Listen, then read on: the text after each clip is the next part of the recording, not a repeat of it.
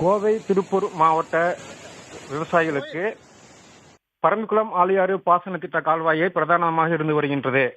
இந்த திட்டத்தின் கீழ் 94,000 ஏக்கர் விவசாய நிலங்கள் பயனடைந்து வருகின்றன. இந்நிலையில் திருப்பூர் மாவட்டம் பல்லடத்தை அடுத்த வாயுப்பாளையம் அருகே பரம்பிக்குளம் ஆழியாறு பாசன திட்டத்தின் பிரதான வாய்க்காலில் உடைப்பு ஏற்பட்டுள்ளது.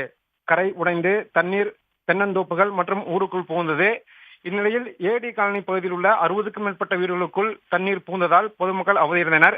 மேலும் அப்பகுதியில் உள்ள பள்ளிக்கு விடுமுறை விடப்பட்டுள்ளது.